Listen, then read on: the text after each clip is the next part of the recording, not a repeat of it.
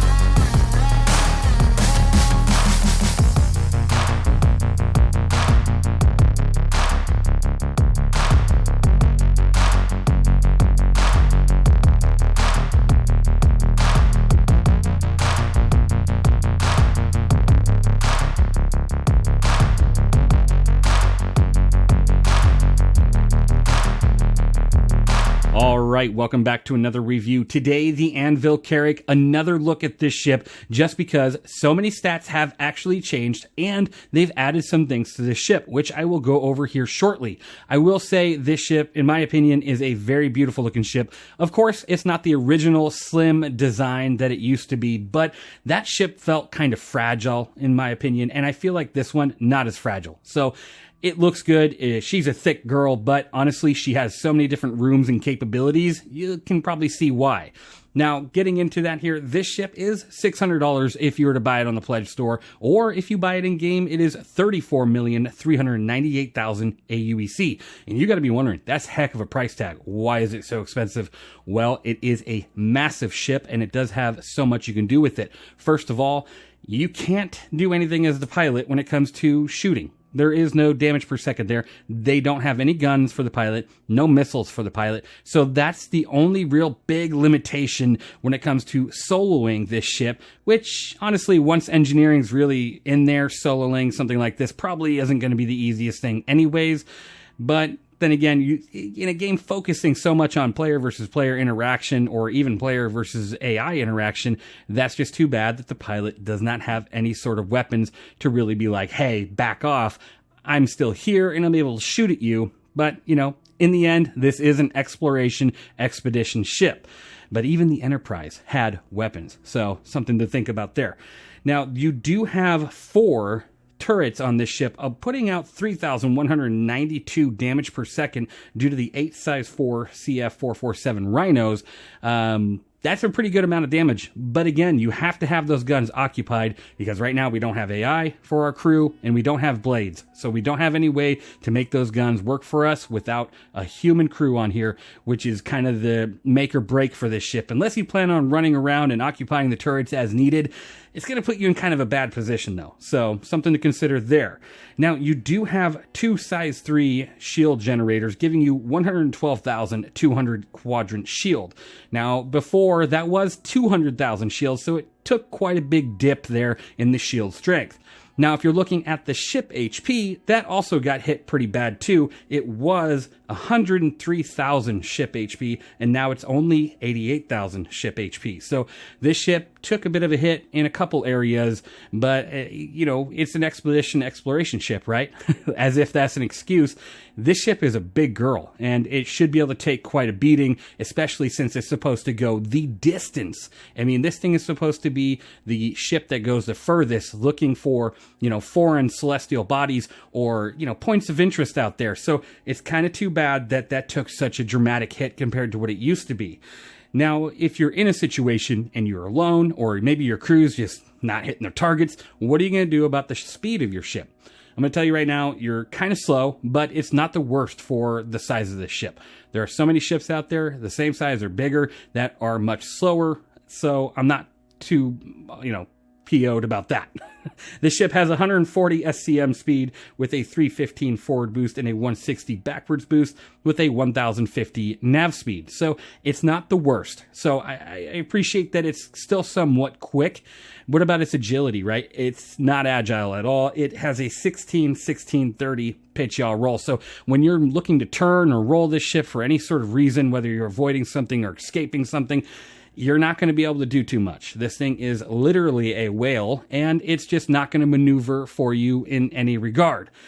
I'd really like to get into the interior of the ship because, honestly, it's big, and I want to make sure I get every piece of that. So I'm going to walk my way over there while I tell you how much fuel this thing does carry, which is 360 SCU of hydrogen fuel, and then 10.6 SCU of quantum fuel. So a really good amount of fuel storage, which, as it should be, it is an exploration ship. So I appreciate that. And then let's get into the inside of this ship before I tell you. This ship does carry a lot of cargo. It carries 456 SCU of cargo on the grid, which now you can actually somewhat access because of some additions they have made to this ship.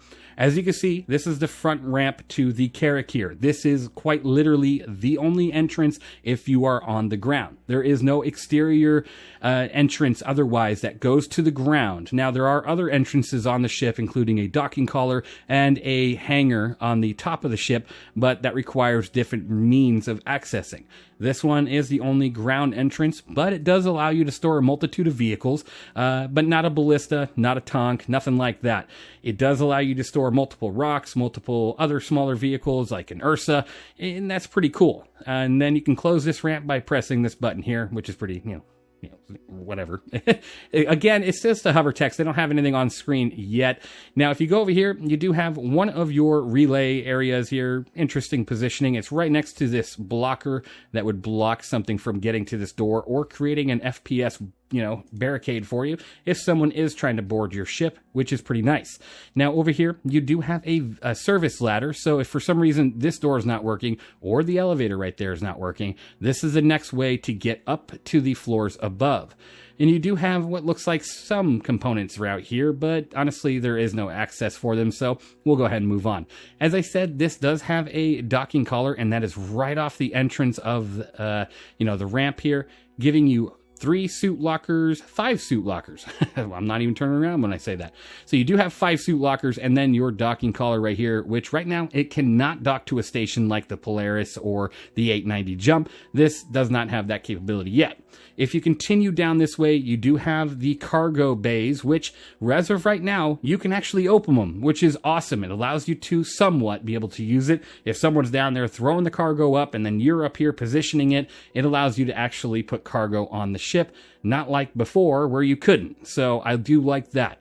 Now, these are supposed to someday potentially drop down like an elevator system. The whole like cargo box here, or just maybe the elevator ramp right there, maybe like that door, should drop down like an elevator, allowing you to load it a little bit more efficiently. But as of right now, that's not going to happen. So it is nice that they are starting to add some of the things to these ships. I just wish we would see the full functionality right off the bat. But, it just takes time. Again, another cargo pod here, which these are supposed to be modular too. You're supposed to be able to drop these 3 pods off on the ground if you wanted to, and may potentially use something else for these pods instead of cargo.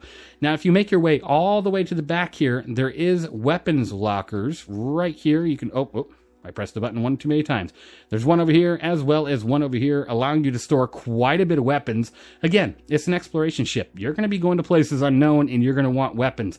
Why it's surprising you don't have guns for the pilot or missiles. And then you have more suit lockers, 3 over here and 3 over here.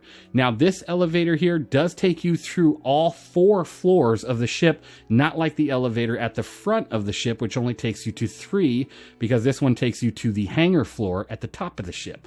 If we're to continue back here, we can go ahead and go through this door. It just takes you to the aft man turret. You can go ahead and get in there and voila, you're done. Honestly, I wish they would get rid of this and just make it a remote turret and make some, something else out of this room. You could do quite a bit. And look at that. a relay center. What a random relay. You know, as an engineer, you're going to be running around this ship like a madman trying to find these things when they fall apart. Let's go ahead and take this elevator and take a look at the next floor, which is considered the habitation deck. And this is also the deck that you fly the ship from, unless you're using the command deck, which we'll take a look at as well. Now, when you walk through here, as you can see, it's pretty similar in a way, but again, not really. There's no additional rooms on the side on this floor, so you can't go that way. But it is mirrored on the other side over here. So if you go this way, this is your medical room. As you can see, you got some privacy glass there. Pretty nice. We'll go ahead and access this door right here. Open that up. And then this is like a decontamination area. Open this door. You got a couple beds here just for them to relax. Maybe you just got a cold or something and you're taking off duty roster for a day or two. And then you do have some storage areas, not accessible at this time. And then through here, you do have a storage room for the doctor or nurses, which is good. And then your primary medical bed where you can go ahead and set your respawn. You can go ahead and take care of any major injuries up to a certain tier, of course.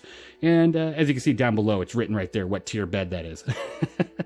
And more storage for the doctor. So pretty nice, pretty nice. Let's go ahead and move on. This is a big ship and I'm already hitting the 10-minute mark. So let's just keep going. This is the door that would lead to that ladder right there. So it is working and you can go ahead and get off the floor there. There is another relay panel right here. So that is the third one I've counted so far. Let's make sure. Nope, nothing down there. It's just the mirrored area, like I said. Now we're going to go ahead and take a left turn first. This right here is the area that you'd go to eat with your crew or, you know, just grab a snack or grab a drink. So pretty nice. You got a nice window here. I always like the windows on these ships. Appreciate it greatly. You do have a fire extinguisher on the wall there. Now, if we make our way across the hallway, this is where the crew would sleep and have a little bit of fun. You do have a pool table here. No pool cues just yet. We got to borrow some from the Star Lancer sooner or later. Right across from there is the toilet area and a nice mirror that doesn't work yet. We'll get there. And then you have a double sink as well as some storage area for your crew to put their stuff. And, of course, the restrooms to do your business. Now, if we walk back this way, those are just the toilets. You're not going to be showering up in there. Thankfully, they split them here. You do have your crew beds here, multiple, and these should close like little shutter systems on each bed, giving you just a little bit of privacy. Now, you do have storage access in these rooms, which is nice, and you have quite a bit of it as well, including a nice couch to sit down on. And if we continue, oh, look at this guy. This guy gets a nicer area here. He doesn't have to bunk with somebody else. He's up against this wall, and don't touch that, okay? Because he doesn't want you to touch it. Now, if you move through, this is the shower area. Try not to excuse yourself in here. It is the shower, not the toilet. So you got some shower here. You got a nice mirror. It's a double sink. It's pretty nice crew area. Honestly, definitely not bad. If I was on this ship, I'd be pretty happy, other than not having pilot weapons. We're going to go ahead and move through to the next room. This ship is big. And here is the commander's room. The commander's room is actually pretty decent. You have a nice seat, plenty of space for your books. You have yourself a nice Anvil aerospace chessboard, which is always appreciated. That wasn't there before. And then you have some, other nice knickknacks all sitting around, some more screens, a nice little view here to see what's going on if you're looking up and out.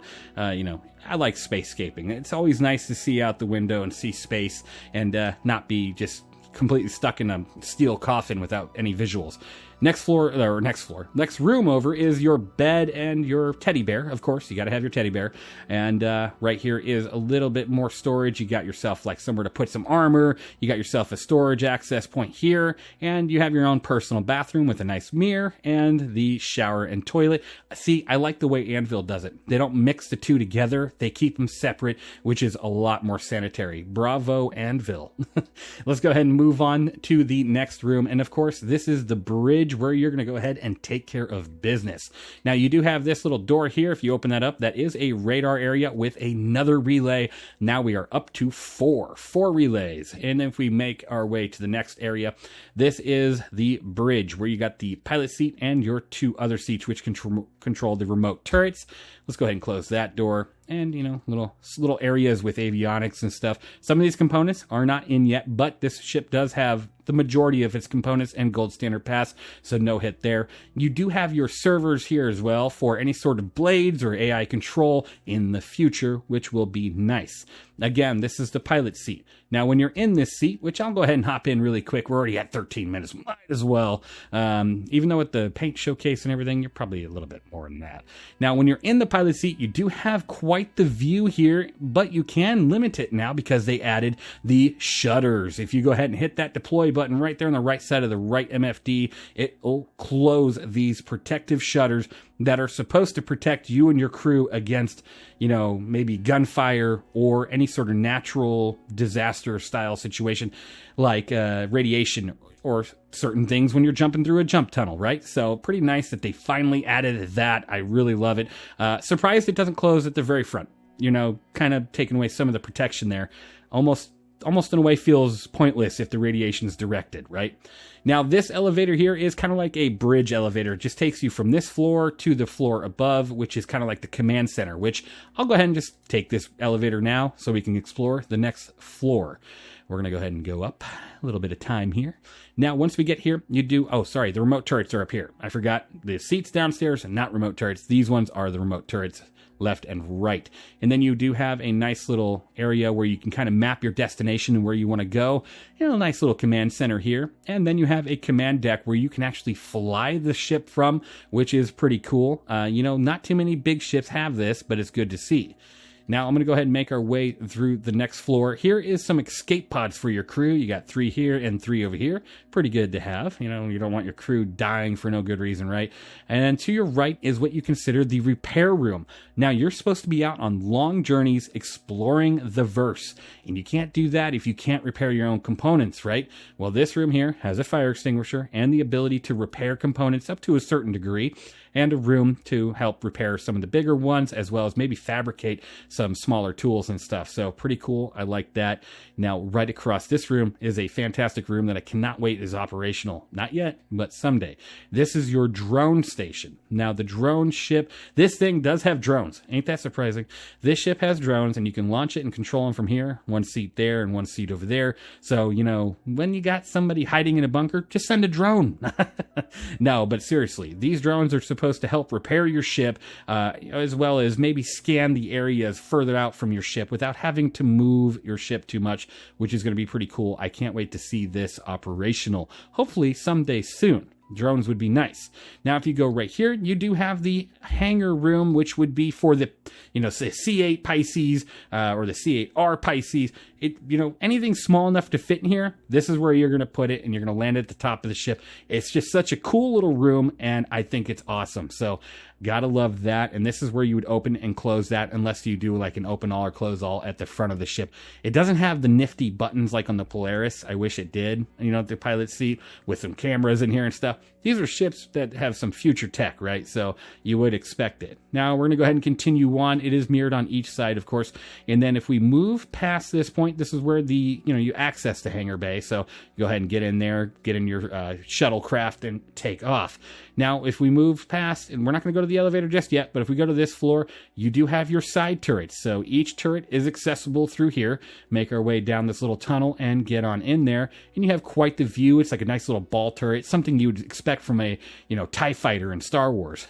It does look pretty cool. Now, we're going to go ahead and make our way through this next floor or room here, and another relay and fire extinguisher. Now we're up to 5 relays, as well as your engineering terminal, because this is your engineering room. You got some massive engines and some massive components, and this is where they are stationed. So as you can see, you can access some of them here. You do have a ladder to take you down to more of the components downstairs. Let's see if I can access. Nope, can't access that one, but we'll go ahead and take this little elevator. Wow, the 3rd elevator that I found. We'll go ahead and make our way through this and take a look at the area where you would have your components, which is pretty cool. It does have all the components here, and let's see, is there another relay? Maybe. Let's see, is there? Well, we got ourselves a big component there. We got a lot of component doors here, so You know, you never know what's hiding behind these. It might be a relay. They added already 5 of them, so there might be a 6th or 7th hiding behind one of these doors. Let's take a look. You know, until the component's here, you can probably stow away on some of these areas, which is pretty interesting. Never know. You always got to keep an eye on your ship and make sure nobody's getting in there, right? Now, if you go through these doors on each side, of course, you got more components. And look at that, a relay. We're now up to 6 relays. And let's go over here. Is it mirrored? Is there a 7th relay? Ooh, there is a 7th relay. We are looking feisty. Let's go ahead and go back up to the upper engineering deck here and make our way to the next floor, as I'd like to end this review. And I don't want you guys sitting here going, oh, you are 10, 20 minutes past your designated 10-minute time. I am, and I am enjoying it. Let's go ahead and take this elevator to the next floor, which is going to be the cartography deck. Now, this deck here is a lot smaller. All it's going to do is allow you to have a view outside of the ship and allow you access to the exterior from the top of the ship. So another access point. Now, before we do that, this is the cartography deck where you're going to be mapping out your much bigger journeys instead of like the smaller one up front by the command station. This is kind of where you're doing, oh my goodness, an 8th relay. We're at 8 relays. That's ridiculous. All right, so 8 relays. And then if we make our way through this door here, like I said, another escape pod, 2 more suit lockers, and then this is the airlock that'll take you to this room here, which, of course, mirrored on this side. So, you know, suit lockers, escape pod, and then you have yourself the access to the exterior of the ship. So, you know, you can jump up here, check out things, repair what you need to repair if there's anything you need to repair. Yeah, so it's pretty cool. I mean, I like this ship. It has a lot of good things going for it. And right down here are the radar antennas that are supposed to deploy when you're jumping through areas, and they've actually started to physicalize them. So I feel like I haven't tested them yet, like when you're jumping through, if these open yet. I will be testing that someday, sooner or later, probably right now, but we'll see. These are a lot more physicalized now, and they look a lot better, so they're probably getting ready to open these things up like they showed in the, you know, art of the ship. Now I'm not going to be able to get back up, so fun. But yeah, I mean, this is the ANVIL CARRACK. It's a fantastic ship, and it can do so much for you.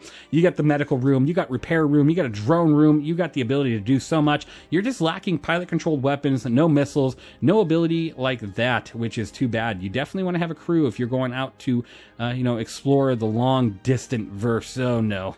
Ah! So, with that, I'm doing all right. I survived the fall. And as you can see on the exterior of the ship here, you can access these cargo bays from the outside, which is really nice. So you can open that up, grab a box, throw it up there, and you are good to go. So count me in. I like that. Before, you couldn't do it at all. So here we are.